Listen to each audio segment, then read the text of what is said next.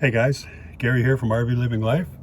Today I'm going to do a little project on the propane tank.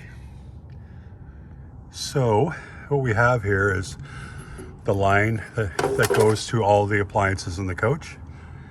And we're going to add a piece in here that's going to have two fittings coming off of it. So we'll be able to run a line down to a bottle on the ground here and put an extra tank on the coach when we need extra propane, or we can also run a line across to the other side for the barbecue. So for now, I'm just going to clean everything up and we'll see how that goes. So I've cleaned it up pretty good, and it was really dirty. It was disgusting. But this should make it a little easier for me to work here without getting my hands all dirty. Not that I, worry about getting my hands dirty, but I don't want to get any dirt on these fittings when I take them apart. So I've cleaned this whole area up right here pretty good. The rest of the tank is dirty and disgusting, but that's not the area I'm working. I'm not going to worry about that. Okay, so parts are in. Got my two hoses here. That's a 12-footer, which I can run to the other side after, and hook my Blackstone onto it. And this is a 5-footer, which I can put on this side here to hook an external propane bottle up. And here's the valve I'm putting on. And I'm just looking inside here. You can see there's rubber inside there. I don't know how well you can see that. So it's a flared fitting with a rubber seal. And this end is also going to be a flared fitting with a rubber seal. So I will not need any Teflon tape on this. I know it must look odd to see a pair of vice grips and a wrench on gas fittings. But with gas fittings in general, you're supposed to have a place to put a wrench on each part of the connection you're making, and support one side with a wrench and then twist the other side with the other wrench. And that way you can kind of support the valve while you're unhooking it, and nothing will move. Now, I did try to loosen this previously, and it was really quite on there. I couldn't get it loose. I was using the vice grips because there's no place to actually even hold a wrench on that side. So I pushed the slide in, and then I stood up, and you can see how much effort it took to loosen it. So that's why I'm supporting one side with the vice grips.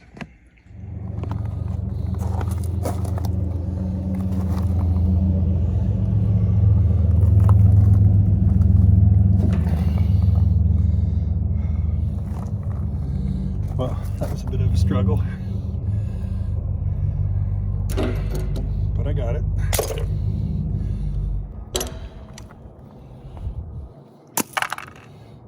Okay, so I was definitely getting a little worried I wouldn't be able to get that off, but off it came.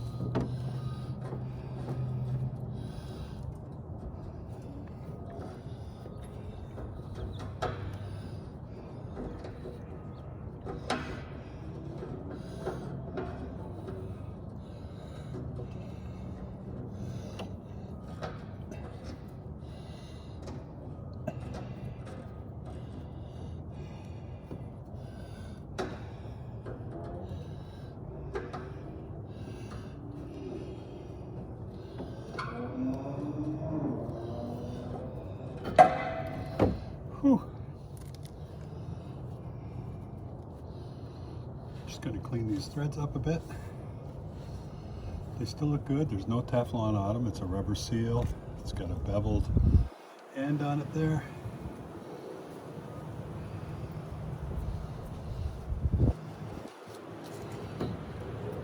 Definitely no Teflon tape required.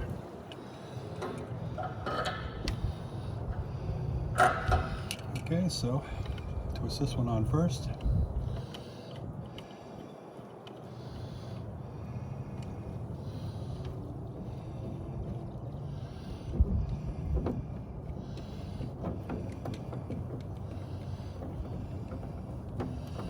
works nicely.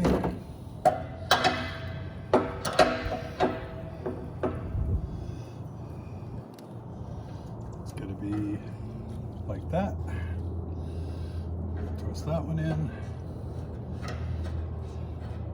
Well, definitely the hardest part about this was getting the piece out. It's easy now.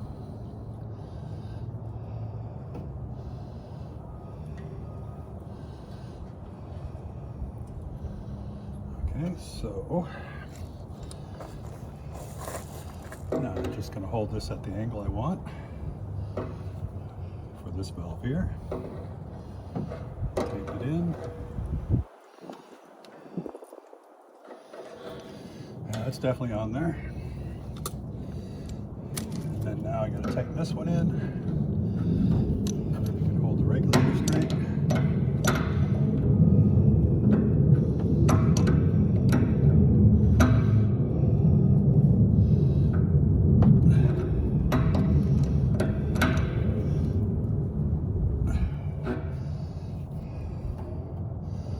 I think we're good. These are closed off nicely. Open the propane. If I hear anything. I don't hear or smell anything.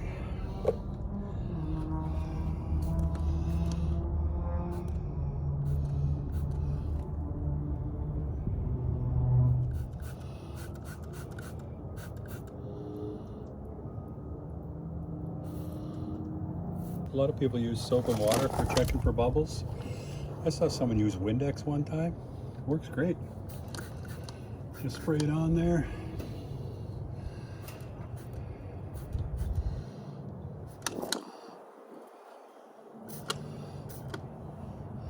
I've given it the sniff test as well. I don't smell any propane and it's definitely on. If it was leaking, you would smell it.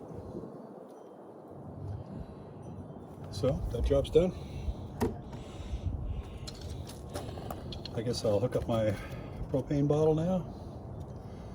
See how that goes. So to do this, I guess you shut this propane off. And then you remove this one.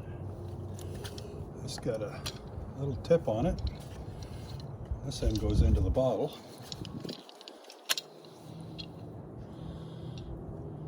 So that goes into the bottle, and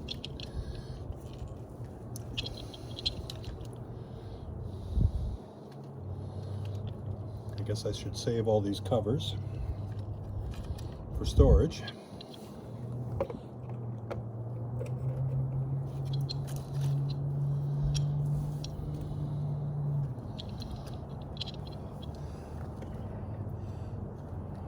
So the large nut is for putting a wrench on while you loosen the small nut.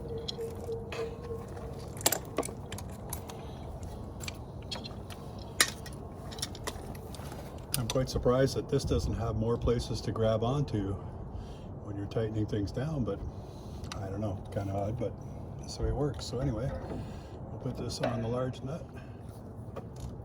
Okay, so that's loose.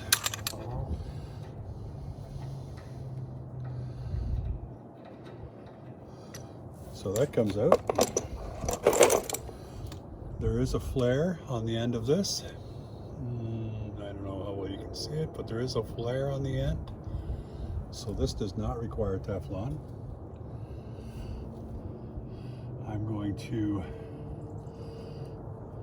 hook it back onto where there, so leave that on there so it doesn't get lost.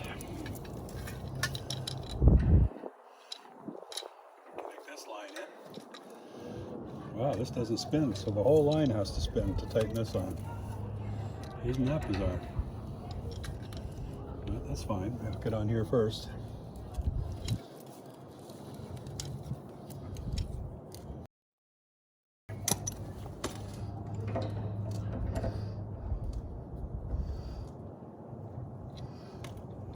Okay. And I'm going to go get my bottle.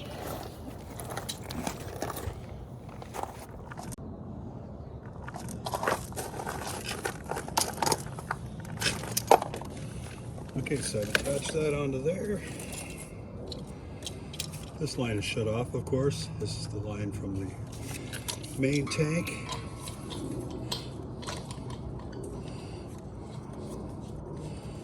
This one screws directly into the bottle. Hope that's on the camera.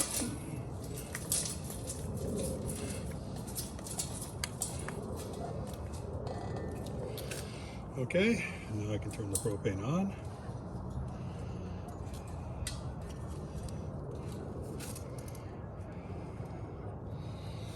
Okay, I'm going to check all my connections for bubbles.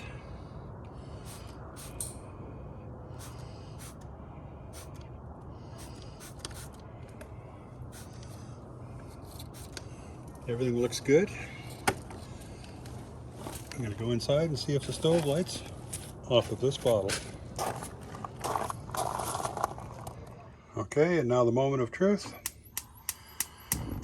Beautiful. So now we're running off the 20-pound bottle outside. That's excellent. Okay, so the job is done here. And the last thing to do is to put this on, and it'll connect to here. And I'll run it through that channel to the other side. And over there, I can connect my barbecue, my Blackstone to it. And the only thing is I don't have the proper fitting. I'm going to need to convert this to something that connects to the barbecue or the Blackstone. But that's for a later date. For now, I've got the valve in, and the coach is now running on this bottle here, and we have propane again. You know, that was the reason we started this whole process, is we were running out of propane and we didn't want to move to go get some, and we had a bottle, so we just ordered this kit to put it together because we can always use this in the future as well. So that's everything. Thanks for watching. It's Gary Salo from RV Living Life. Take care, everyone. Bye now.